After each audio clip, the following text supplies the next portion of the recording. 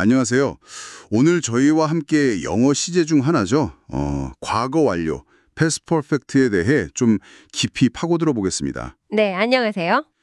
보내주신 자료들을 보니까요. 이 과거 완료 시제가 도대체 언제 쓰이는 건지, 또 왜 필요한지, 이걸 명확히 알고 싶어 하시는 것 같아요. 네, 맞아요. 이게 영어를 쓰다 보면 사실 좀 헷갈릴 수 있는 부분이거든요. 그렇죠. 뭐랄까, 이걸 꼭 써야 하나 싶기도 하고, 그냥 단순 과거랑 뭐가 다른 거지? 이런 생각 들 때 많잖아요. 네네. 그래서 오늘 저희 목표는요, 단순히 문법 규칙을 쫙 나열하는 게 아니고 이 과거 완료가 영어라는 언어 안에서 도대체 어떤 중요한 역할을 하는지, 이걸 잘 쓰면 여러분의 영어 표현이 어떻게 더 풍부해질 수 있는지, 그걸 함께 발견해 가는 데 있습니다. 네, 아주 좋은 접근 방식인 것 같습니다. 자료 속에 바로 이런 문장이 딱 눈에 띄더라고요. 제이크는 버스를 놓쳤기 때문에 학교에 지각했다. 영어로는 Jake was late for school because he had missed the bus. 아, 그 유명한 예문이죠. 네, 여기서 왜 그냥 mist가 아니고 had missed를 썼을까요? 지각한 것도 과거고 버스를 놓친 것도 과거인데 말이죠. 그렇죠. 둘 다 과거인데. 이게 바로 오늘 우리가 탐구할 과거 완료의 핵심 포인트가 아닐까 싶습니다. 자, 그럼 이 문장을 시작점으로 한번 파헤쳐보죠. 좋습니다. 먼저 가장 기본적인 것부터 짚어볼까요? 과거 완료. 형태는 had 다음에 과거 분사가 오는 거죠. 네, 맞습니다. had 플러스 과거 분사 past participle. 여기서 이제 과거 분사라는 게 보통 동사의 세 번째 변화 형태. 예를 들면 miss는 missed, it은 eaten, go는 gone 이런 거고요. 네, 그렇죠. 불규칙 동사들이 좀 외우기 까다롭긴 하지만요. 맞아요. 이 형태가 하는 가장 근본적인 역할이 그러니까 과거의 어떤 특정 시점을 딱 기준으로 했을 때 그거보다 더 전에 일어난 일을 표시하는 거라고요. 정확합니다. 더 이전의 과거를 나타내는 거죠. 그럼 아까 그 제이크 예문으로 다시 돌아가 보면 제이크가 학교에 지각한 시점, 이게 과거잖아요. 네. 근데 버스를 놓친 건 그 지각한 시점보다 더 이전에 일어난 일이니까 그렇죠. 원인이 되는 사건이죠. 그 시간 순서를 명확하게 보여주려고 헤드 미스트를 썼다. 이 말씀이시군요. 맞습니다. 시간의 순서를 명확히 밝혀준다는 것. 이게 과거 완료의 존재 이유 중 하나라고 할 수 있어요. 존재 이유요? 네. 그냥 단순 과거 시제만 쓰면 여러 과거 사건들이 막 섞여 있을 때 어떤 게 먼저 일어났는지 좀 혼동될 수 있거든요. 그럴 수 있겠네요. 예를 들어서 When I arrived, Jake left. 이렇게만 말하면 내가 도착했을 때 제이크가 동시에 나간 건지 아니면 내가 도착하는 걸 보고 나간 건지 살짝 애매할 수 있죠. 네, 듣고 보니 그러네요. 하지만 이걸 When I arrived, Jake had left. 이렇게 과거 완료를 쓰면 의미가 아주 명확해져요. 내가 도착하기 전에 이미 제이크는 가고 없었다는 거죠. 아하, 완전히 상황이 바르네요. 그렇죠. 이런 시간적인 선후 관계를 명확하게 하는 게 왜 중요하냐면요. 이야기를 전달하거나 어떤 상황을 설명할 때 오해의 소지를 확 줄여주고요. 사건의 흐름을 듣는 사람이 정확하게 따라올 수 있게 해주기 때문입니다. 네네. 이건 단순히 문법 규칙 지키는 걸 넘어서서 효과적인 의사소통의 핵심 요소라고 할 수 있어요. 그렇군요. 단순히 맞는 문법을 쓰는 게 아니라 의미를 명확하게 전달하려고 쓰는 장치라는 말씀이시네요. 와, 아까 그 had left가 그 결과, 즉 없었다는 상태까지 암시한다는 것도 인상 깊어요. 네, 그런 뉘앙스를 포함할 때가 많죠. 그런데요, 이 과거 완료가 단순히 시간 순서만 나타내는 게 아니라 현재 완료처럼 여러 가지 좀 구체적인 의미, 그러니까 용법을 가진다고 자료에 나와 있더라고요. 완료, 경험, 계속, 결과 이렇게 네 가지요. 네, 맞습니다. 현재 완료와 유사한 네 가지 용법이 있죠. 근데 왜 이렇게 복잡하게 나누는 걸까요? 이게 실제로 영어를 우리가 이해하고 사용할 때 어떤 도움을 주는지, 그게 좀 궁금해지는데요? 그거 아주 좋은 질문입니다. 왜 굳이 이렇게 네 가지로 나누어서 설명을 하느냐. 네. 그 이유는요.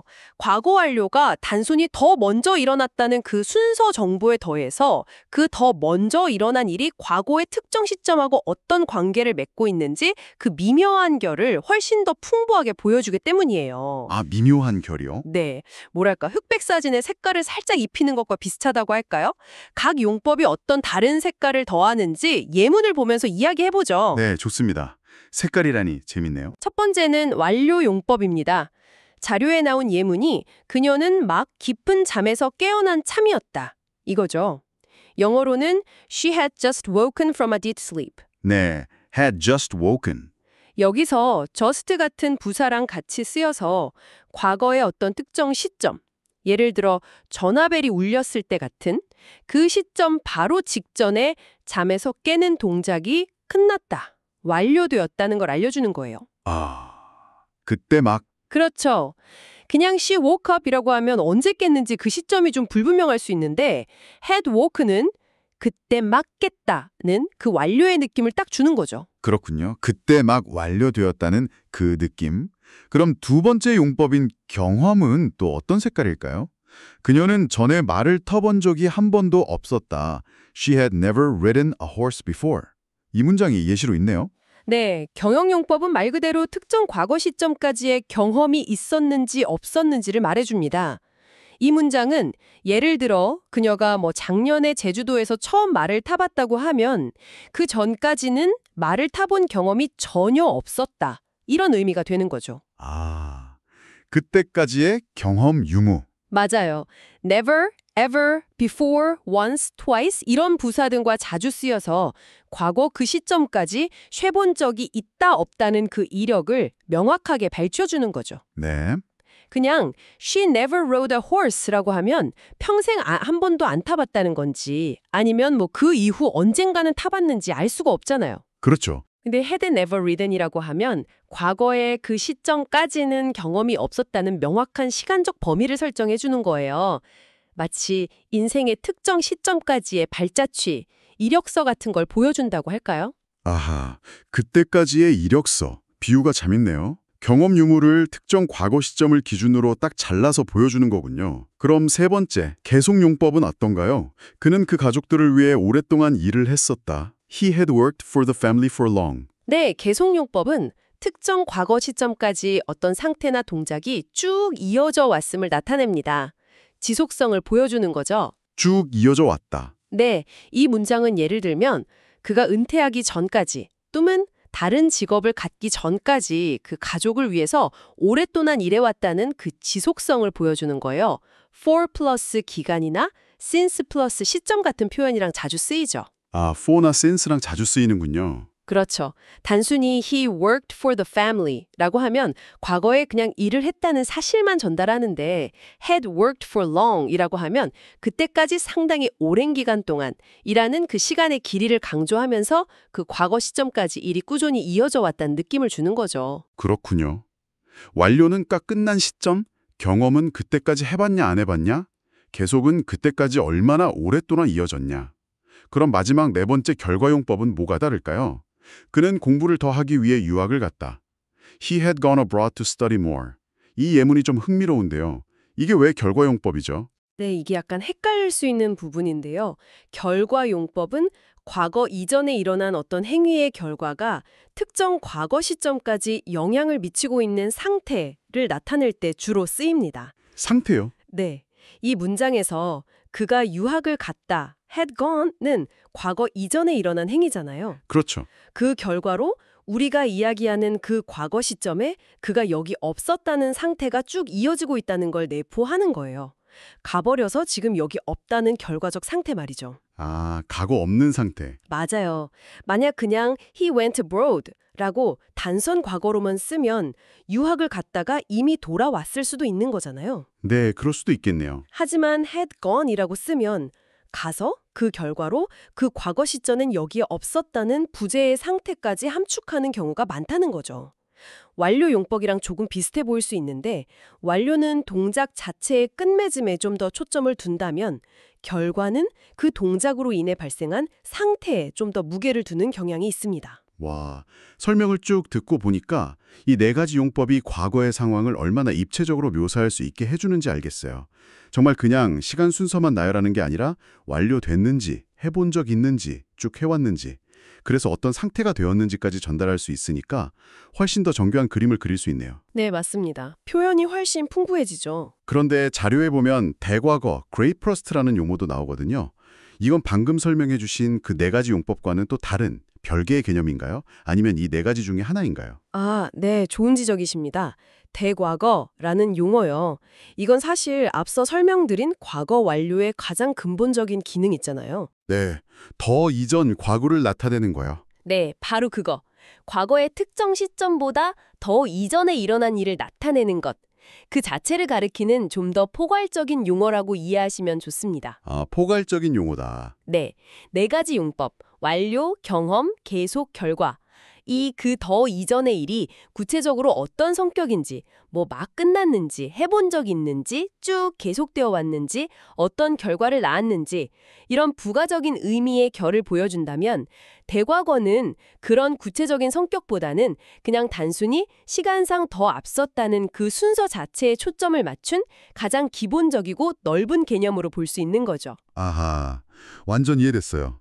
그러니까 대과거는 과거 완료의 가장 기본 뼈대, 더 이전 과거라는 시간 좌표를 딱 찍어주는 역할이고 네 가지 용법은 그 뼈대 위에 덧붙여지는 구체적인 의미의 살 같은 거군요. 맞습니다. 정확해요. 뼈대와 살, 좋은 비유네요. 그럼 아까 예문 중에 그녀는 오래전에 일어난 일을 모두 기억하고 있었다. She remembered everything that had happened long before. 여기서 had happened는 뭐 딱히 완료, 경험, 계속, 결과 중 하나로 분류하기보다는 그냥 기억하던 시점, remembered, 보다 먼저 일어났다, happened는 그 순서, 즉 대과거 기능에 충실한 용법으로 보면 되겠네요. 네, 바로 그겁니다. remembered라는 과거 시점보다 happened가 더 먼저라는 시간적 순서를 명확히 표시해주는 역할이죠. 네. 이처럼 대과거로서의 과거 완료는 좀 복잡한 이야기를 하거나 여러 사건을 시간 순서대로 설명해야 할 때 혼란을 막아주는 아주 필수적인 도구입니다. 필수적인 도구. 그렇죠. 뭐랄까 내비게이션이 길을 안내해 주듯이 과거 완료는 독자나 청자가 이야기의 시간적 흐름을 놓치지 않도록 딱딱 안내해 주는 역할을 하는 거죠. 그래서 특히 역사적인 사실을 서술하거나 어떤 사건의 배경을 설명하는 그런 글에서 아주 자주 등장합니다. 아, 그렇군요. 길 안내 역할이라니. 그런데 말이죠. 이렇게 유용한 과거 완료지만 자료를 또 보니까 항상 과거 이전에 일어난 일이라고 해서 무조건 had 플러스 과거 분사를 써야 하는 건 아니라고 되어 있어요. 네, 그 부분도 중요하죠. 어떤 경우에는 그냥 단순 과거 시제, 그러니까 동사의 그냥 과거형, missed, ate, went 같은 거. 이걸 쓰는 것이 더 자연스럽다고 하는데요. 이건 좀 의외인데요. 규칙을 배웠는데 또 예외가 있다니. 어떤 경우에 과거 완료를 안 써도 되거나 혹은 안 쓰는 게 더 좋은 걸까요? 네, 여기가 또 상당히 흥미로운 지점입니다. 문법 규칙도 물론 중요하지만 언어라는 게 살아있는 거라서요. 실제 사용에서는 효율성이나 자연스러운 것도 중요하게 고려되거든요. 효율성이요? 네, 과거 완료가 시간 순서를 명확히 하는 강력한 도구인 건 맞는데 때로는 그 명확성이 이미 다른 장치를 통해서 충분히 확보되었거나 혹은 오히려 과거 완료를 쓰는 게 문장의 흐름을 좀 딱딱하게 만들 수도 있기 때문에 단순 과거를 더 선호하는 경우가 있다는 거죠. 아, 자료에서는 크게 두 가지 상황을 제시하고 있습니다. 네, 어떤 상황이죠? 첫째는요, 한 문장 안에서 두 개의 과거 동작이 거의 동시에 일어나거나 아니면 시간 차이 없이 아주 짧은 간격으로 연속해서 일어났을 때예요. 거의 동시에 또는 바로 이어서. 그렇죠. 예문으로 문이 열리더니 조가 걸어 들어왔다. The door opened and Joe walked in. 이걸 들고 있죠. 네. 문이 열리는 것하고 조가 들어오는 것은 거의 동시에 혹은 바로 연달아 일어나는 동작이잖아요. 그렇죠. 착착. 이럴 때 굳이 문이 열린 것을 헤드 오픈드라고 과거 완료로 쓰면 오히려 그 두 동작 사이에 즉각적인 연결성이 좀 약해지고 부자연스럽게 느껴질 수가 있어요. 아, 오히려요? 네. 그래서 이런 연속적인 동작들은 그냥 단순 과거 시제 오픈드, 워크드를 연달아 쓰는 것이 훨씬 자연스럽고 또 뭐랄까 속도감 있게 느껴지죠. 마치 영화의 한 장면처럼 착착 빠르게 지나가는 느낌을 살리는 데는 단순 과거의 연속이 더 효과적일 수 있다는 거예요. 아, 그렇군요. 너무 문법적으로 따지면 오히려 좀 어색해지는 경우네요. 액션 영화에서 슬로우 모션을 너무 자주 쓰는 느낌이랄까요? 네, 뭐 그런 비유도 가능하겠네요. 그럼 두 번째 경우는 뭔가요? 둘째는요. after, 뭐뭐 후에, 나 before, 뭐뭐 전에 같은 접속사가 이미 문장 안에서 두 사건의 시간 순서를 명확하게 밝혀주고 있을 때입니다. 아, 접속사가 이미 순서를 알려줄 때. 네, 예를 들어서 나는 그가 도착하기 전에 떠났다. I left before he arrived. 이 문장을 보세요. 네, before가 있네요. before라는 단어 자체가 내가 떠난 것이 그가 도착한 것보다 먼저라는 걸 너무나 분명하게 알려주잖아요. 순서가 헷갈릴 여지가 전혀 없죠. 그렇죠. 이런 경우에는 이미 시간 순서 정보가 명확하기 때문에 굿이 떠났다를 과거 완료인 had left로 쓰지 않고 그냥 단순 과거인 left를 사용하는 것이 훨씬 일반적이라는 겁니다. 더 간결하고 자연스럽게 들리는 경향이 있고요. 잠깐만요. 그럼 I had left before he arrived. 이렇게 쓰면 틀린 문장인가요? 아니면 혹시 의미가 달라지는 건가요? 저도 가끔 before나 after가 있는데도 과거 완료를 쓴 문장을 본 것 같기도 하거든요. 아, 아주 중요하고 좋은 질문입니다. 결론부터 말씀드리면 I had left before he arrived 라고 쓰는 것이 문법적으로 틀린 것은 절대 아닙니다. 아, 틀린 건 아니군요. 네.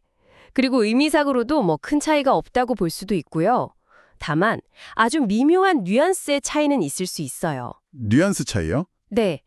before가 있어서 순서가 명확한데도 굳이 과거 완료 had left를 사용한다면 내가 떠난 행위가 그가 도착한 시점과는 완전히 분리되어서 그 이전에 이미 완료되었다는 점을 조금 더 강조하려는 의도가 있을 수 있습니다. 아, 완료된 상태를 더 강조한다. 그렇죠.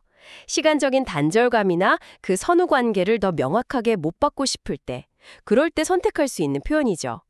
하지만 보통 일상적인 대화나 글에서는 before나 after가 순서를 충분히 설명해 주니까 더 간결한 단순 과거 시제를 선호하는 경향이 있다는 겁니다. 네네. 결국 이것은 문맥, 그리고 말하는 사람이나 글 쓰는 사람이 전달하려는 그 미묘한 강조점에 따른 선택의 문제라고 볼 수 있어요. 이건 정말 흥미로운데요. 이게 문법 규칙의 문제가 아니라 선택과 뉘앙스의 문제라니요. 과거 완료를 쓸지 단순 과거를 쓸지가 때로는 글쓴이의 스타일이나 강조하고 싶은 부분에 따라서 달라질 수 있다는 거군요. 이야, 이건 정말 문법을 넘어서는 영역인 것 같은데요. 네, 그렇죠. 언어의 유연성이 드러나는 부분이죠. 좋습니다. 오늘 정말 과거 완료에 대해서 깊이 파고 들었네요.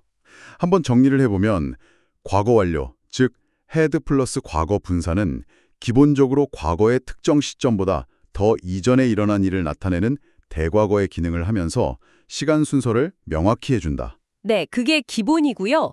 여기에 더해서 그 이전 사건이 과거의 특정 시점과 어떤 관계를 맺고 있는지를 보여주는 네 가지 용법, 완료, 경험, 계속, 결과 이라는 풍부한 의미의 결을 더해준다. 맞습니다.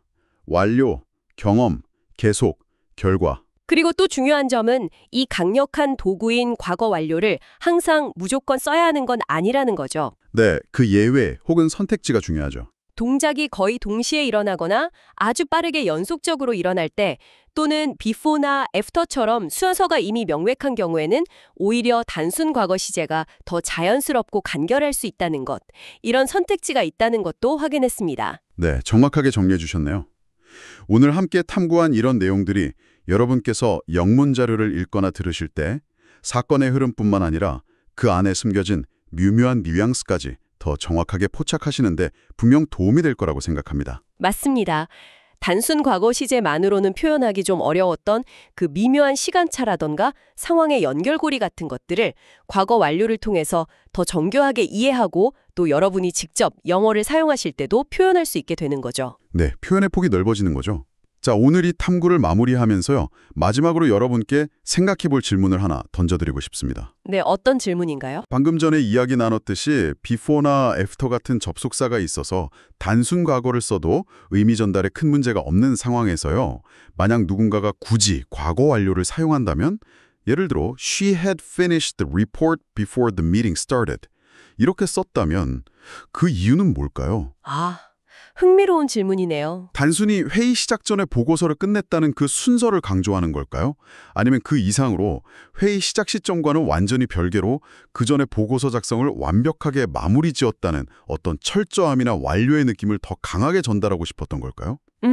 생각해 볼 만한 지점이네요. 네, 이처럼 문법 규칙 너머에 있는 화자나 글쓴이의 의도, 그 미묘한 문체적인 효과에 대해서 한번 곱씹어 보는 것은 어떨까요? 과거 완료가 단순한 시제 규칙이 아니라 의미를 섬세하게 조각하는 도구일 수 있다는 그런 관점에서 말이죠. 네, 좋은 마무리 질문인 것 같습니다. 오늘 저희와 함께 이 흥미로운 문법 포인트, 과거 완료의 세계를 깊이 탐험해 주셔서 정말 감사합니다. 여러분의 영어 여정에 오늘 저희의 탐구가 작은 등불 하나가 되었기를 바랍니다. 네, 감사합니다.